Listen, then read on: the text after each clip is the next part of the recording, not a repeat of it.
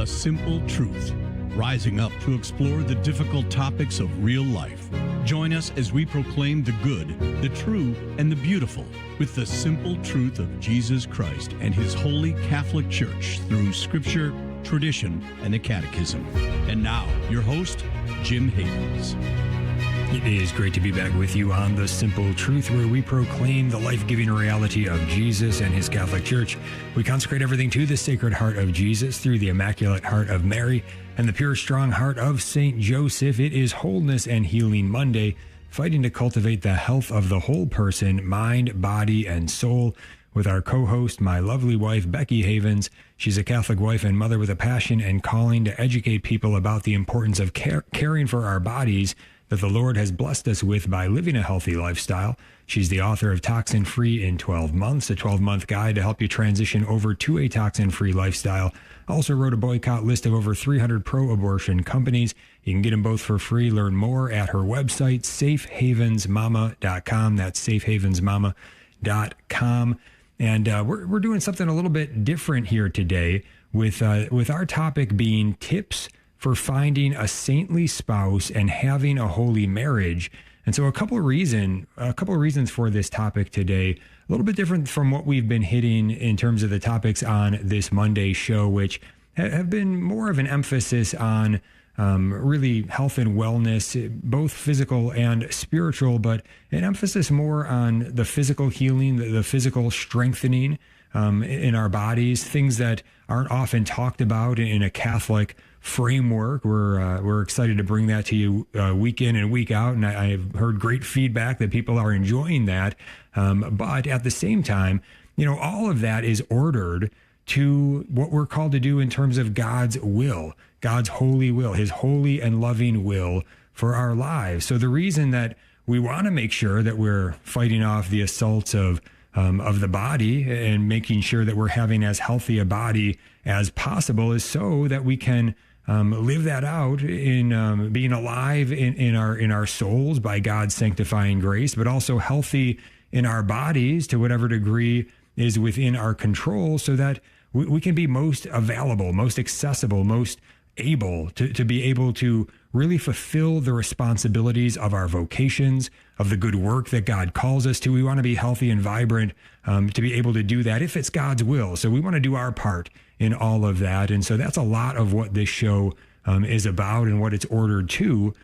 So this today, finding a saintly spouse, having a holy marriage, really getting into the vocation of being a spouse, being a husband, father, wife, mother, being a parent, having a good, holy family by God's grace. Obviously, an incredibly important topic. And this all stirs up because we just wanted the ability and excuse to interview our guest today. We've got a special guest with us, and his name is Patrick OHearn, and he's going to share some wisdom from his new book with us, Courtship of the Saints, How the Saints Met Their Spouses. You can get this book by going to tanbooks.com. It reveals how 25 saintly couples met their spouses, and it provides many important lessons along the way. So we want to dive in to all of this today.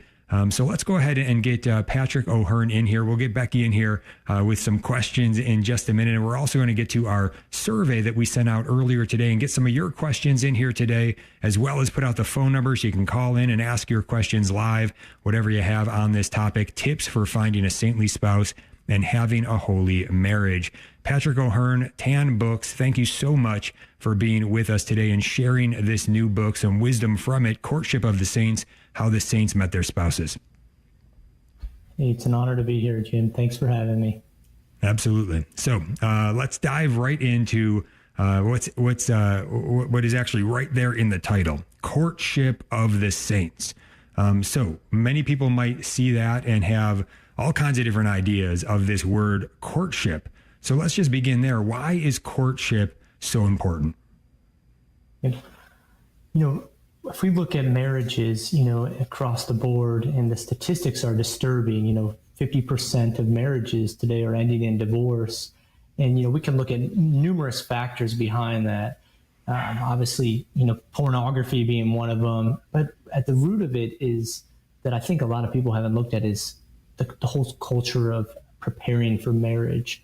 and we see in, religious life and in the calling to be a priest, you're spending over 8 to 10 years. And then in most marriages, a lot of times it's a year or less. Often even some couples will get married after 3 months. And so it comes down to that preparation. And I think courtship is so important because it is one of the, I think it can be one of the major solutions to having a marriage that lasts forever until death do you apart. And so that's why I think it is so important, this notion of courtship, and it goes back to biblical times. And it's only in the last century is when, we've seen dating has taken on, and due to the advances of technology, especially the automobile. But again, I think just going back to our tradition, and I think courtship can be one of the answers to reversing that trend of disturbing trend of divorce.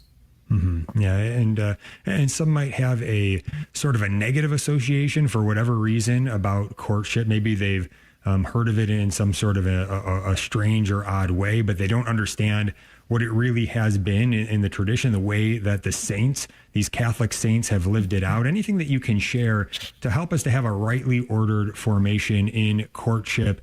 You spend a lot of time on this in the book. It's a very valuable for that, going through the distinct stages.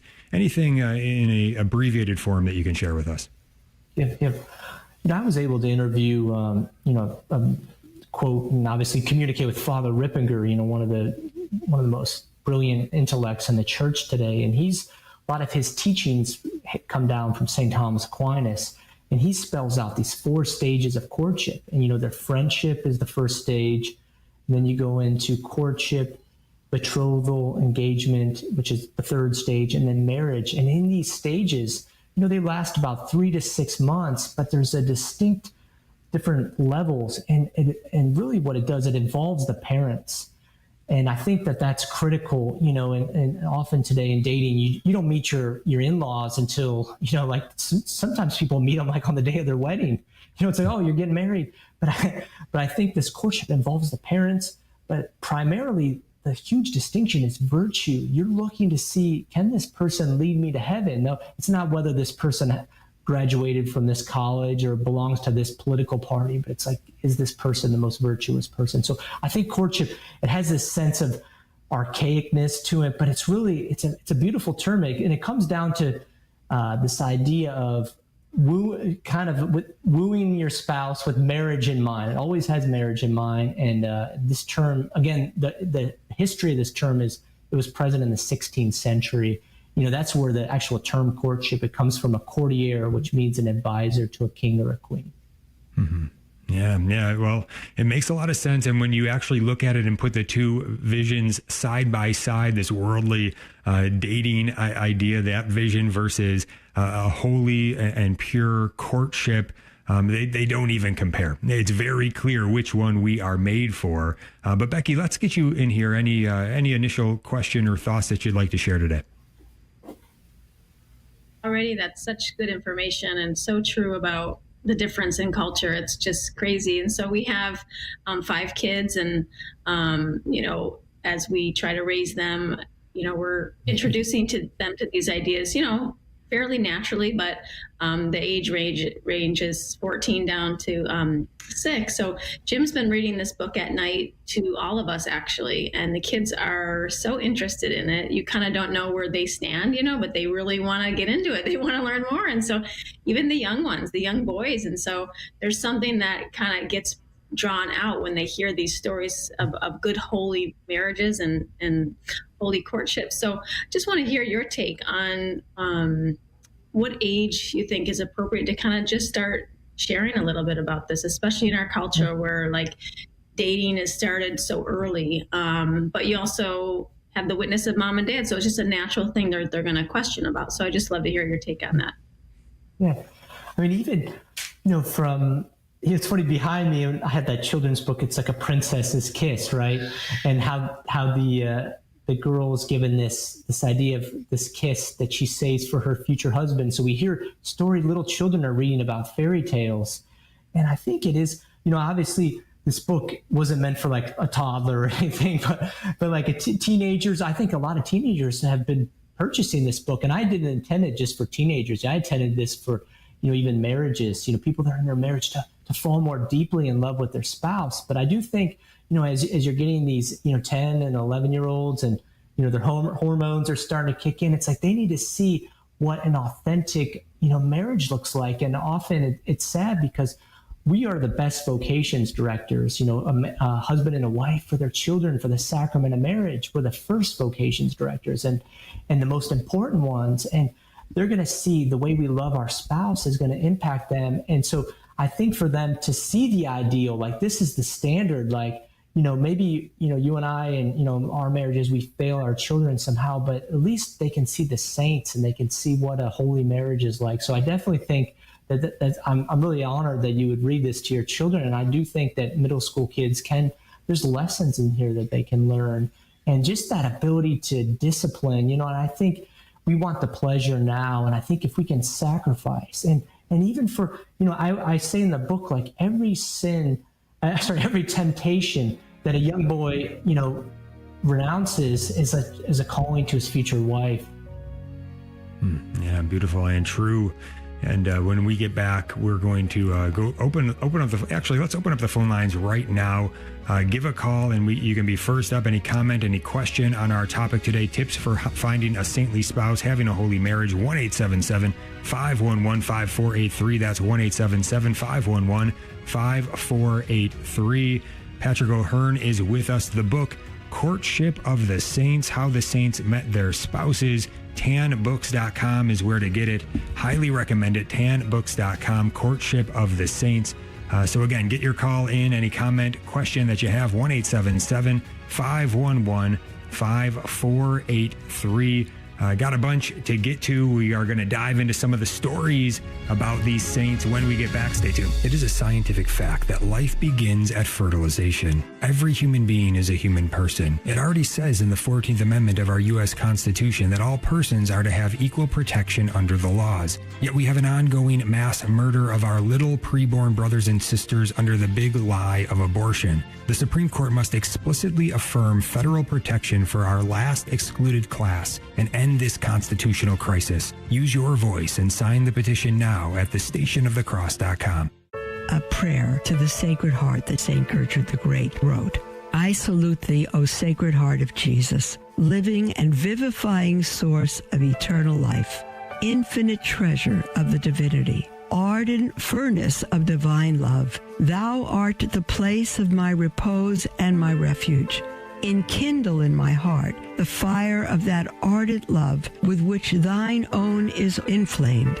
Pour into my heart the great graces of which thine is the source, and grant that my heart may be so closely united to thine, that thy will may be mine, and that my will may be eternally conformed to thine, since I desire that henceforth thy holy will may be the rule of all my desires and all my actions. Amen.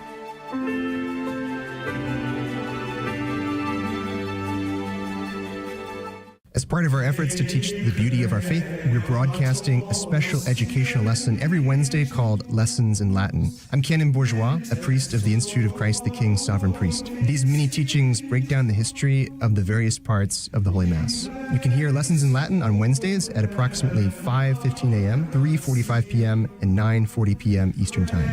That's Lessons in Latin Wednesdays at 5:15 a.m., 3:45 p.m., and 9:40 p.m. on the Station of the Cross Catholic Media Network.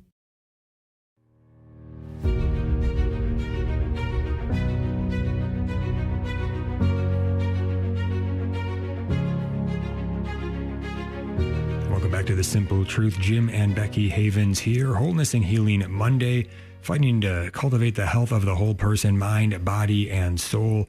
And we are diving into our topic today with Patrick OHearn. He is author of the book Courtship of the Saints, How the Saints Met Their Spouses. You can get it at tanbooks.com. A great book. And our topic really is tips for finding a saintly spouse and having a holy marriage. If you have any question, comment along those lines, 1-877-511-5483. That's 1-877-511-5483. So let's get into the meat of this a little bit, of this fantastic book, Patrick. What advice would you give someone who's out there listening right now to meet their spouse, a single person listening, they're trying to figure it out. What advice would you give them to meet their spouse based on the stories of the saints in this book, Courtship of the Saints? I mean, the most important thing is a life of prayer, and that flows through, obviously, going to daily mass if possible. But I think even looking at the life of Saint Gianna Molla, she was at a point in her life where she didn't know if God was calling her to be a lay missionary in Brazil. Like her brother's actually up for canonization, and she was going to go join him down in Brazil, but due to the temperature down there, she was advised not to. But she went on a pilgrimage to Lourdes, France. And it was after that moment she kind of had this peace, like, I'm called to marriage. And I think a lot of young people, they're not really, it's tough because you're kind of uncertain in your vocation calling. Maybe you feel this tug to religious life or maybe to single life. And I think eventually it just comes to this surrender where you can see yourself in both vocations, and you say, and you keep praying. You go on a pilgrimage and you ask Our Lady, be like, Our Lady, guide me to that spouse that I need. So I do think through that life of prayer is doing a novena, asking the saints to be involved. And, St. Raphael, there's a prayer at the back of the book. He's the patron of finding a spouse. So go to those shrines, go to daily mass. That's where you're going to find, you may find your spouse in line for confession.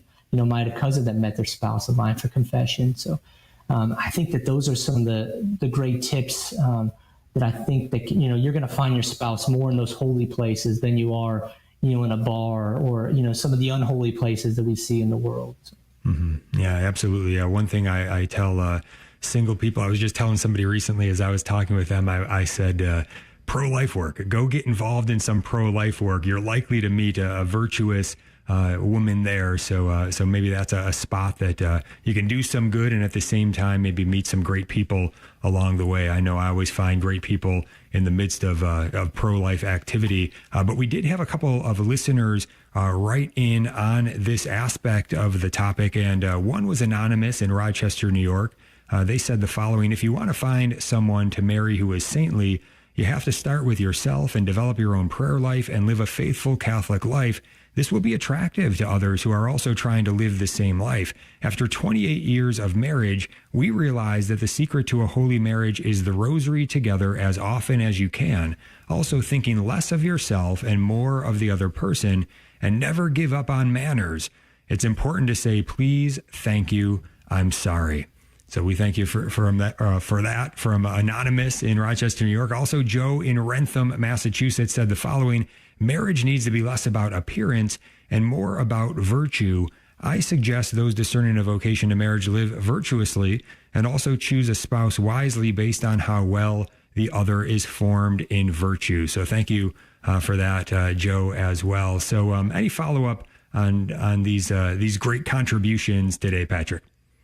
And I love both of those comments, so thank you. I think, too, it was interesting when I studied, St. Gianna's life, I was able to interview her daughter, so she's a living relic, right? And one fascinating thing about her parents is they met like 5 years prior, and they met on 2 occasions, and it was just quick glances. It wasn't love at first sight, and I think, obviously you want to be attracted to your spouse. That's John Paul II even talks about that, but that is not the end all of marriage. And I think the fact that they didn't meet till so they met, and then 5 years later they fell in love. And St. Gianna's husband was 10 years older than his wife. He was around 42 and she was 32.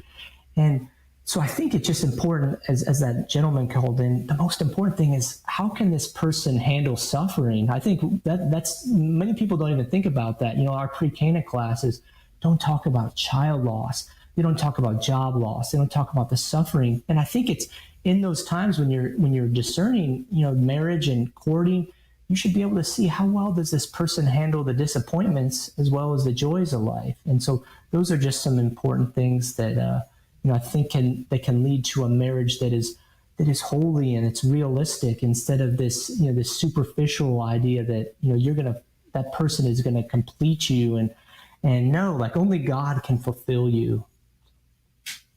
Mm-hmm. Yes. Yeah. Our hearts are restless until they rest in thee, O Lord. Patrick OHearn is with us. Courtship of the Saints is the book, How the Saints Met Their Spouses. You can get it at tanbooks.com. That's tanbooks.com. Phone number to call in any question or comment today, 1-877-511-5483. That's 1-877-511-5483. Becky, all right, comment or question. What do you have for Patrick? Yeah, that was so good what you were just saying, that, you go into marriage thinking this person's going to complete me. I need to get my happiness from him. I know I fell into that. And I know it's still a temptation to think like that you have to get your joy and everything that you need from that person. It just sets you up for, total disaster. So I want to go into one of the stories really quick. And that was about Blessed Jacopone and his wife, Vanna. I just thought that was such a beautiful story. And it struck me because of how quickly Vanna died after they married, and how the witness of the hair shirt that she was wearing underneath her dress was such, it was so impactful upon her husband. And so, these days we see so many marriages on the brink of divorce, and even within the church, and we forget about the power of silent prayer and reparation. And I just would love for you to kind of share a little bit about that. Yeah. Yeah, thank you for bringing that up. And it's fitting you bring that topic up, because Blessed Jacopone, I discovered him, when I was reading, one of my favorite songs is the Stabat Mater. And here he's attributed with that. And so I was like, let me research his life. And here he was a married man, very worldly, and was a lawyer. And then he got married to his wife, and, she died pretty quickly into their marriage. And he found out she died of a tragic accident. She said she fell off some stands, but he discovered she had a hair shirt on. And here she was offering up her suffering for her husband's conversion. And then later on, he became a Franciscan, and they called him Crazy Jim because of all his penances that he later did in life. But just to show you that, like, his wife was just offering penance. We don't think about that. Like, we offer penance for the world, but often I know so many couples, they married a spouse that's maybe not as devout as them, or they've renounced the faith, and just to never lose hope and to offer up that life of any sufferings, any penance for your spouse's conversion. And I think, his wife's, she offered up ultimately her life for her husband. Mm-hmm. Yeah, powerful.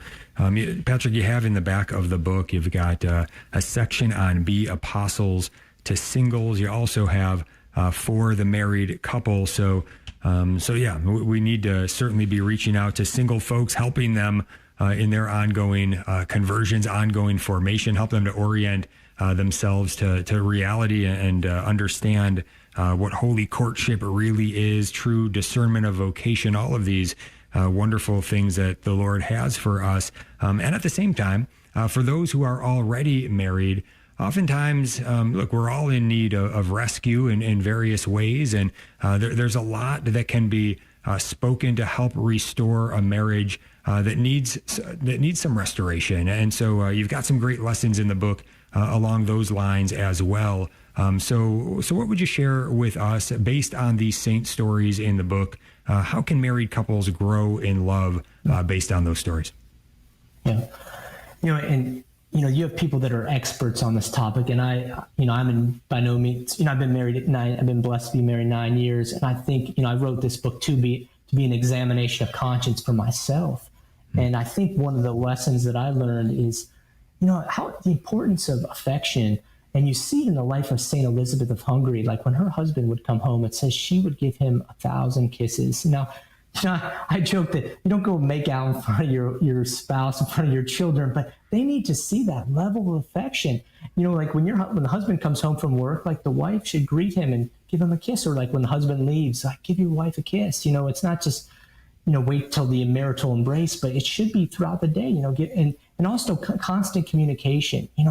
There's a beautiful thing about love letters, and we see that in the life of St. Gianna and her husband. He came to the United States I think it was for 4 or 5 months right after they were married, and they would write to each other almost every day. And I think it's not that hard for us men to send our wife a text when we're at work and just say, how's your day going? I love you. And so that's important.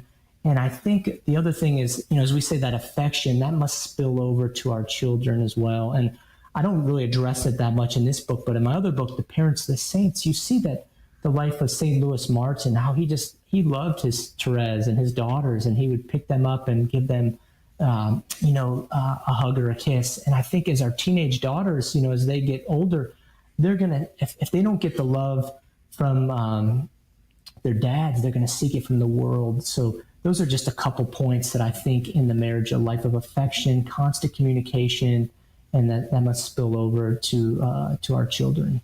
Mm-hmm. Yeah, terrific. Becky, you want to sneak in a quick question before we hit the break? Sure. I think that, so when you read these stories, you see a pattern going on that, and this is just the life of the saints, where one of the spouses dies, and you see that oftentimes, especially in the stories that you share in the book, the surviving spouse goes off into religious life. So you notice these days that that's completely uncommon. It's not even really acceptable. It's not encouraged. If anything is encouraged, it's, remarriage. You have to get remarried. There's no way you can do this on your own. In the gospel, you hear like so much talked about the widow, and to care for the widow and this great respect for the widow. And I feel like it's kind of lost. I feel like there's no support for that. So maybe that's why the spouse would feel like, I do have to get married, like this is not really acceptable to be a widow anymore. What do you feel like has changed so drastically in our society that that's kind of not even really an option these days?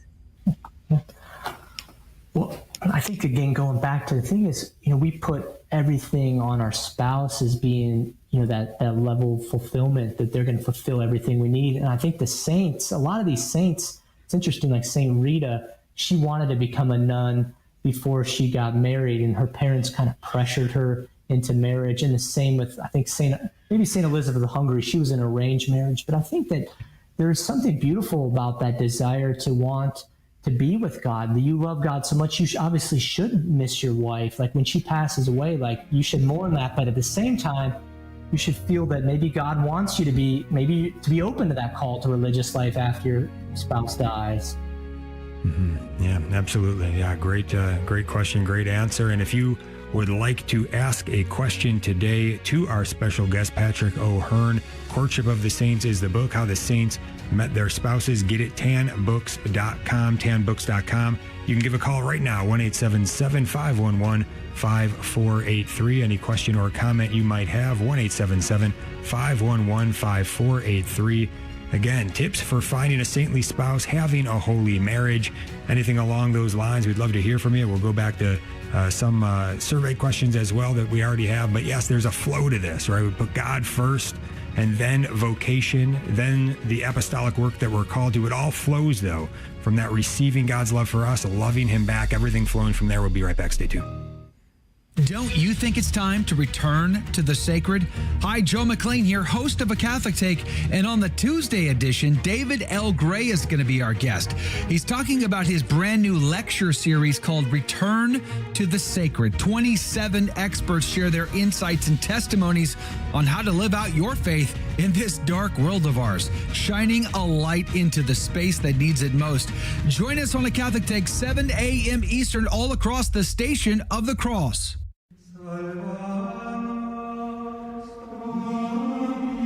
Come to the St. Thomas More House of Prayer and discover the prayer that will change your life. The St. Thomas More House of Prayer is a Catholic retreat center dedicated to praying and promoting the Liturgy of the Hours, the prayer of the Church. The Liturgy of the Hours is prayed each day, starting with the Office of Readings at 5:30 a.m. and ending with night prayer at 8 o'clock p.m. So whether you're an individual or a group, schedule your visit today. Go to liturgyofthehours.org or call 814-676-1910. That's 814-676-1910. We would love to help you experience the Liturgy of the Hours and discover the prayer that will change your life.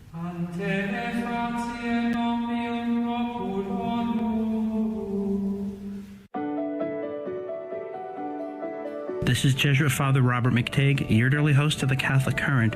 Join me on Tuesday at 5 p.m. Eastern to reconnect with Eric Sammons of Crisis Magazine. My question for him is, the Synod, why now? What's the rush? Don't miss out. Join us for this conversation on the Catholic Current on Tuesday at 5 p.m. Eastern, coming to you from the Station of the Cross and the iCatholic Radio mobile app.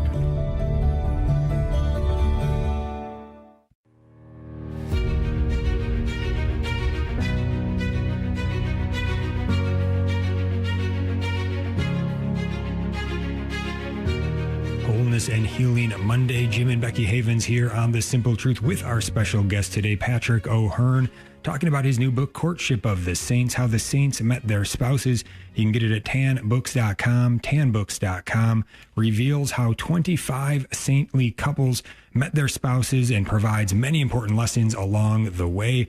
We're talking about it today, tips for finding a saintly spouse and having a holy marriage. Anything you want to comment on, any question you might have, 1-877-511-5483, 1-877-511-5483. Patrick, following up on what we were just discussing right before the break in terms of, I think it is a common error that one would, put too much on their spouse if they don't have it in proper order and say God first, right? And then flowing from that love of God to love the spouse in a proper and rightly ordered way. If we put that we are expecting, we're made to receive God's love for us, which he's the only one that can pour out that kind of love for us, that love that we need from him. And so if we're trying to receive that in other areas, obviously there's going to be some problems. And one of the things is, it's probably going to really be detrimental to the one that we're trying to, project that onto. They're going to be pretty frustrated if they're not able to fulfill that and live up to that. But you've got some saints in the book, and really all the saints really show the right order of things, but especially those that became martyrs, right? They showed in a very clear way. One of my favorites, Blessed Franz Jägerstätter, who was martyred during World War II. He wouldn't take the oath to Hitler, conscripted into the German army after Austria was annexed. The only one in his town to stand up against it, really, and really powerful life. And he had 3 young children at the time when he was imprisoned for his refusal to serve in the military, take this oath, and was ultimately martyred. So even his wife, at times, if you read the letters and the writings back and forth, which are so beautiful, she didn't really fully understand. And she was even at the prison kind of pleading with him before his martyrdom.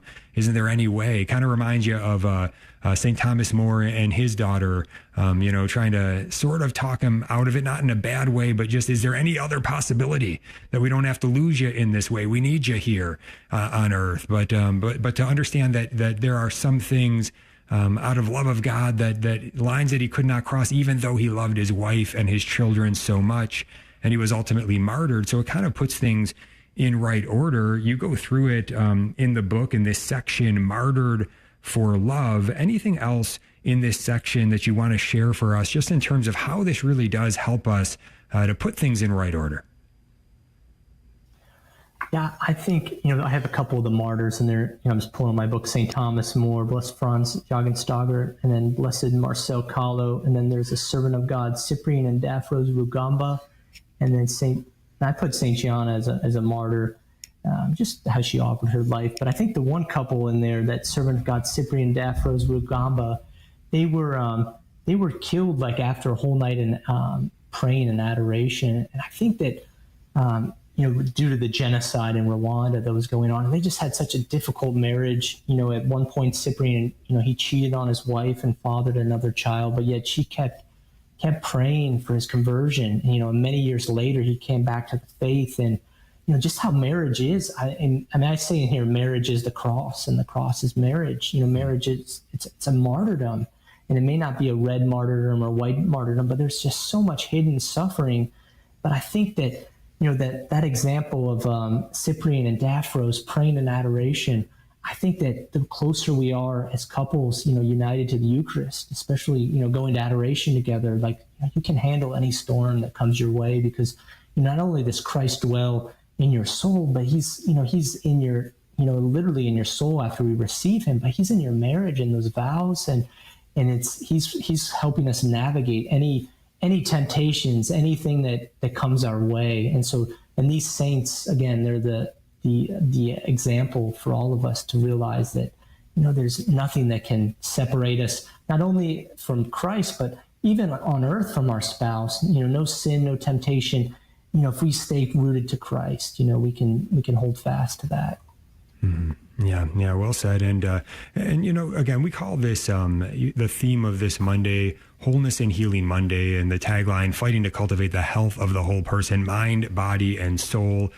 And a lot of times folks that are interested in this area, they may not be solid Catholics as far as trying to figure out, okay, how can I make sure that my body is healthy? And so I think some of them come to this program and they find, hey, look at these Catholics. They can talk about this in a logical and helpful way, these various topics, but then we're also talking about the soul as well. And one idea that some folks would maybe have, or the way that they would frame it if they don't have a Catholic formation, they would maybe talk a lot about mindset, right? The way that you think, the way that you're viewing things. I would say we would maybe use more the terms like a disposition of heart, a disposition of mind. And ultimately, that disposition we see perfected in our Blessed Mother Mary. Certainly, our Lord Jesus is giving us the perfect example of that as well. But what can you share with us in really delving into the lives of these married saints and their courtship and everything? What would you say, I guess, about just the disposition that we would want to focus on in our hearts and minds in terms of really living a marriage well? Yeah, I was struck by, as Venerable Maria of Agreda, she had the life of Mary revealed to her. Mary revealed the life to her. And she said that Joseph and Mary, they competed with each other to see who could serve each other most.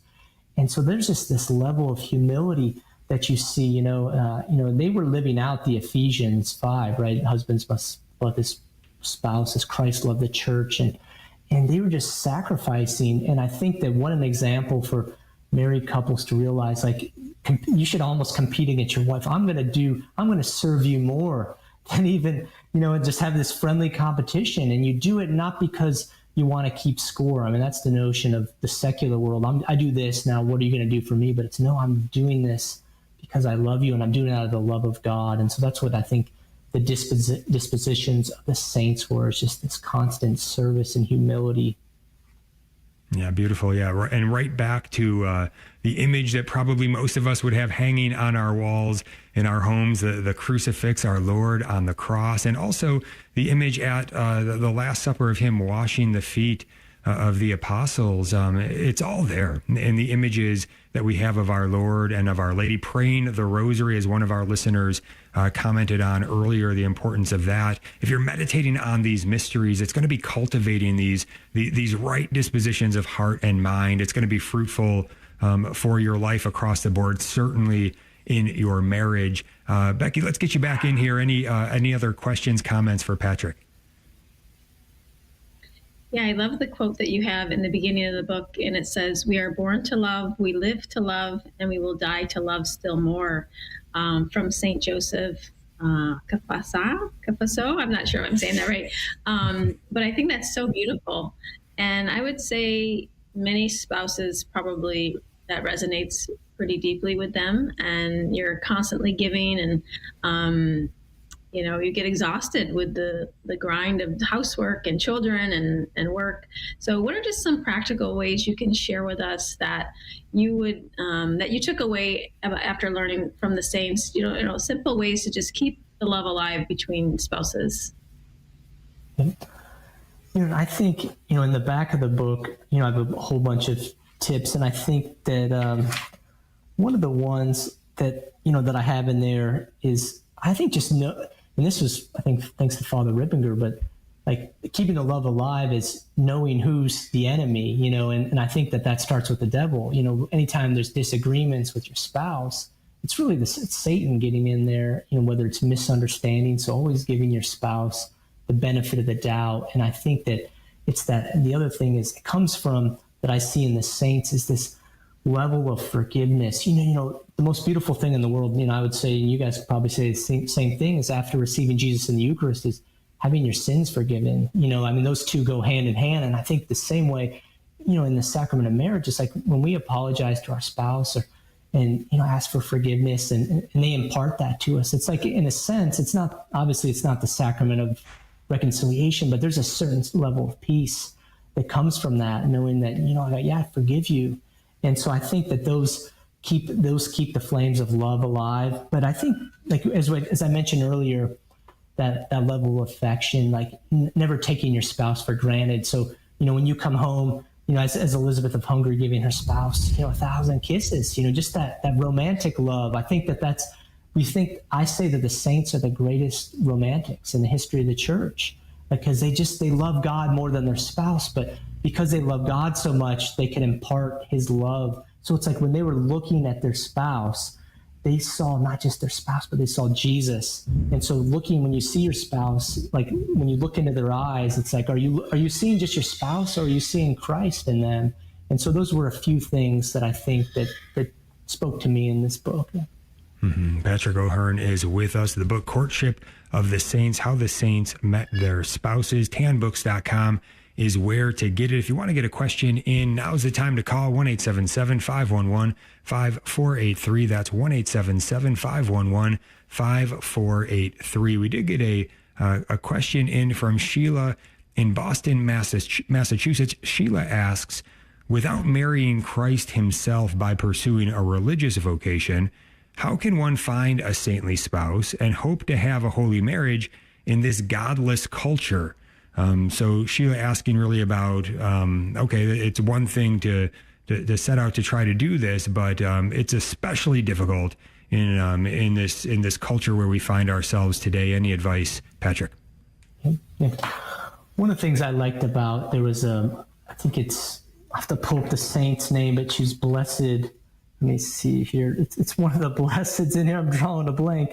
But her husband was drawn to her modesty, and he said, and I think that's for all those young women out there, like, modesty allures, it attracts a man of virtue, while a woman that dresses immodest, you're going to get a godless man. So I think that's one of the ways, just the way you present yourself, and with your health. I haven't listened to your podcast on the health issue, but it's like, take care of yourself as a man and woman. Like, God gave us this body to glorify him. And so, like, that means exercising, looking the best that you can. Obviously, if you're working out more than you're praying, there's a problem there, but make sure you take care of yourself. And I think that, and that's communicated the externals. It flows from the internal. So, and I think, and then going back, I would say that, that modesty is critical, especially for women today. Just dressing modestly will attract a godly man.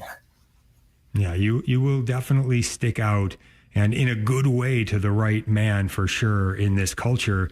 Sheila also added, please address the reality of living in a part of the country where one sees churches being closed and the agenda of the far left being championed on a daily basis.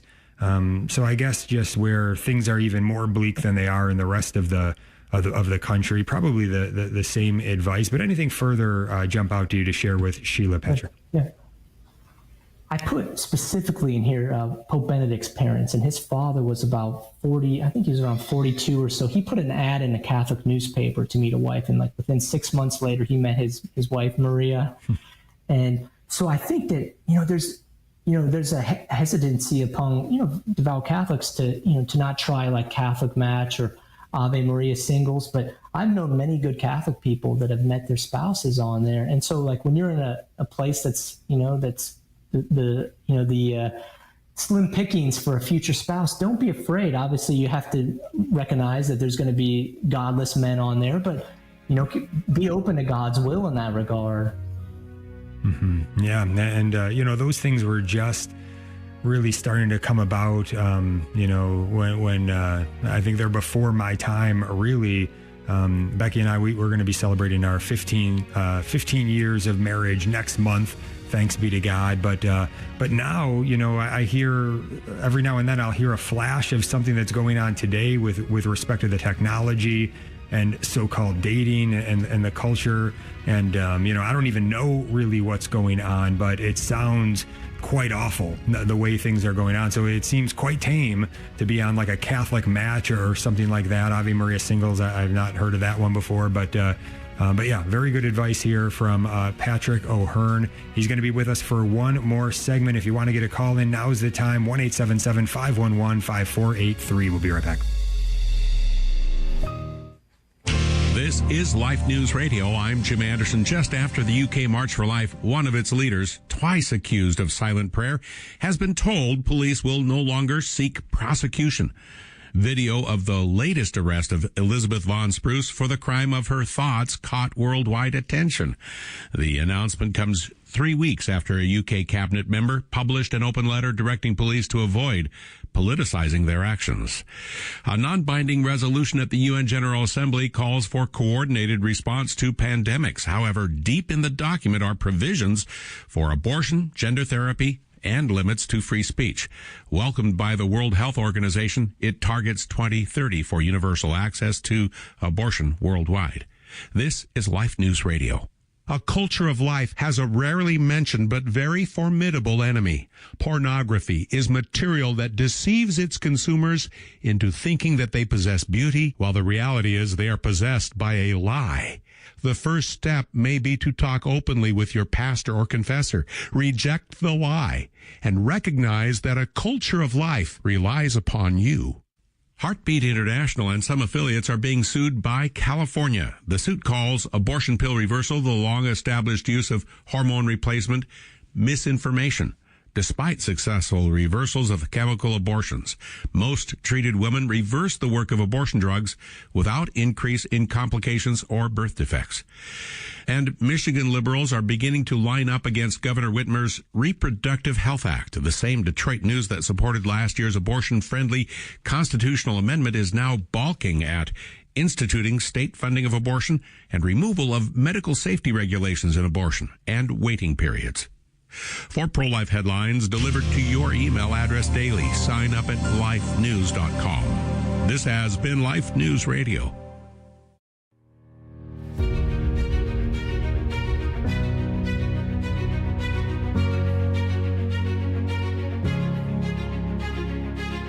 Welcome back to The Simple Truth. Jim and Becky Havens here. And remember, you can get those resources I talked about in the beginning of the show from safehavensmama.com. Becky's toxin-free in 12 months, a 12-month guide. Also, the boycott list of over 300 pro-abortion companies, both for free there. A lot more at safehavensmama.com. But today we are talking about tips for finding a saintly spouse and having a holy marriage with our special guest, Patrick O'Hearn. Wisdom from his new book, Courtship of the Saints, How the Saints Met Their Spouses, tanbooks.com, tanbooks.com. Last chance to get a call in today. Any comment, question you have for us, 1-877-511-5483. That's 1-877-511-5483. Becky, why don't you get us started in the final segment here? Any question that you have? It's really great that you have a section on the courtships that produce saints. So it's not necessarily that courtship went to marriage and they became saints together, but that it existed in the first place. I think that's an important topic to talk about because you know many people have had relationships that it doesn't lead to marriage, and you kind of wonder, like, where were the fruits? Like, why was I called to do this? So I would love to hear your thoughts on a little bit more about that chapter or that section of the book and kind of what drew you to talk more in depth about that. Because I said the goal of marriage obviously is probably that union and procreation, but it really ultimately is to raise saints. That's why God called us to this sacrament, and He wants. It's like when we stand before Him on our judgment day, He's going to like, where are my saints? And so I think it's important, that some of these, some of these married couples, not all of them became saints. I do believe the parents of the saints, many of them were holier than their children, but that's for another interview. But one of the couples I have in here is Solanus Casey's parents, and I loved it because they met each other. They were both from Ireland, and they met each other in the United States. And Solanus's father, his name was Bernard, and he proposed, and then his his fiance, her mother said, no, like, you're too young. And so he just had to he waited, several years and just kept praying. And eventually, when she got older, they were married. But I think that's a great lesson. And then you have, John Paul II's parents, and there's some debates on, and they're up for canonization, but there's some debates as where they actually met. And I tried to find that research. Some say that it happened in Krakow. I mean, that's the majority of the, that I found in the research, but there's a possibility they met inside a church. And then some of the other courtships,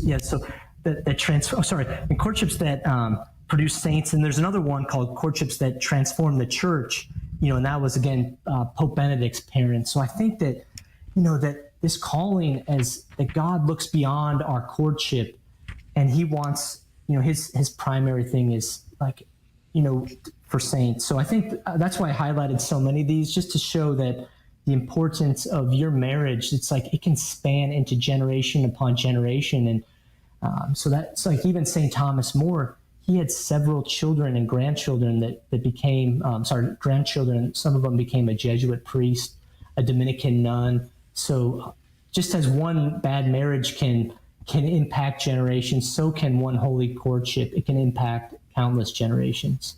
Mm-hmm. Yeah, Patrick, can you share a little bit with us about, from that same chapter, courtships that transform the church? Blessed Luigi and Blessed Maria.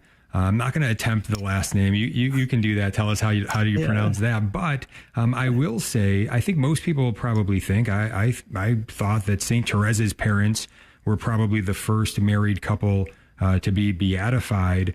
But you have in here Luigi and Maria hold that distinction of being the first married couple to be beatified together. It occurred in 2001, 7 years before St. Teresa's parents became the second married couple to be beatified. What can you tell us about them? Yeah.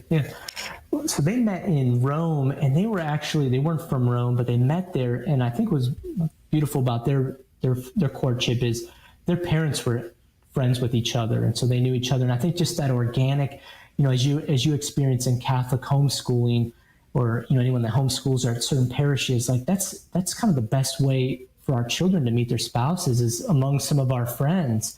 And so when they met each other, they ended up falling in love. And Maria was a teacher. And then I think what really led them, I think, to becoming beatified was they were other focused. Like they were doing so much for the poor, and they were helping. They did it was like before there was Boy Scouts, right? There was a Catholic element of bringing children that were impoverished, and they would bring them on hikes together. And then several of their children had religious vocations. So it was just element of, and also this element of prayer. So this prayer life and this life of service led them, I think, to the path of they're on the path to being canonized as saints. Mm-hmm. Very cool. Yeah. And St. Teresa's parents, they are saints at this point, correct? St. Louis Martin, St. Zeli or Zeli, I'm not sure how to exactly pronounce that one either, but they have been canonized, correct? That's correct. They were canonized in 2015, but I butchered their last name too, the Quattrocinque, so I can't think of their name, but they are beatified. So if anyone's looking for a miracle, especially for their marriage, pray to them, because they're a very holy couple. Yeah, wonderful. Yeah, and another reason to pick up this book, tanbooks.com, Courtship of the Saints, How the Saints Met Their Spouses. You want to familiarize yourselves with some of these saints. Many of them you may never have heard of before. Again, Courtship of the Saints, tanbooks.com. Becky, do you have a final question for Patrick today? Yeah, I think this would be a great book for, some of your single friends. I know I would have loved this when I was single and kind of waiting. I feel like it gives so much hope in knowing that God has a plan for you, especially when you talked about earlier, like it's important to dress modest. You're going to draw the right type of person there. But I know it's also a really difficult phase, the time of waiting, and you're not in a courtship and you're just kind of sitting, waiting on the Lord, So I think this would be a great book to gift to somebody who's in that phase. And, just want to see if you have anything particular that, any message you want to share with people who are in that phase as well. Yeah, I would say, like you talked about, this level of patience. Patience is one of the most difficult virtues to learn and to acquire. And I recall the life of Saint Zélie Martin. I put her in this book for a reason. Her and her husband, both desired to enter religious life, and eventually she was turned down from religious life, and he had issues with Latin and some health issues. But they lived in the same city for several years, and they never crossed paths. And it wasn't. I think it was almost. I want to say it was like 12 years or so that they lived in the same city, and so she just kept waiting for the right timing. And they also had a chance to be married before they met each other. They turned down multiple suitors. And like Zélie one time had a very wealthy man that approached her, and she said, no, like, I want a virtuous man. So I think it's just this level of resignation, just trusting that God has a plan. Like, right now you may be in your 20s and you may want to find that spouse, but you may have to wait till you're 30 or so. I mean, St. Gianna, she got married at the age of 32. And, but ultimately, if you look at the saints, like, it's, I think it is that patience and trust, and that will, if you can be at peace now, like when you get married, like, you'll experience even more peace. And then also, I know it's kind of sad, but resigning yourself that God may take your spouse. So if you can't be content with God now, like, you'll never be content with God.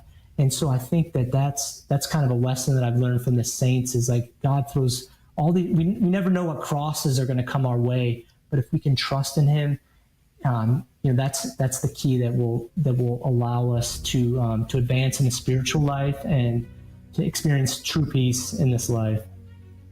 Yeah, thank you, Patrick OHearn.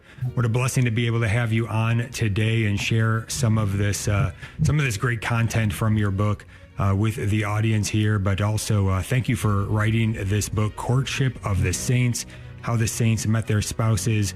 Again, highly recommend it. You can get it at tanbooks.com, tanbooks.com. Thank you so much, Patrick. Oh, thank you both for having me. Absolutely. All right. And one phrase to give to single folks out there discerning their vocation. Perhaps you think you're pretty sure you're called to marriage, but now you're discerning, you're maybe waiting on the Lord. Who is the one, right? Patient preparation.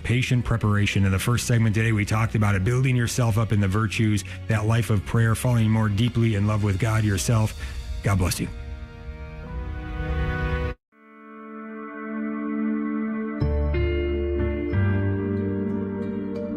In the name of the Father, and of the Son, and of the Holy Spirit. Amen.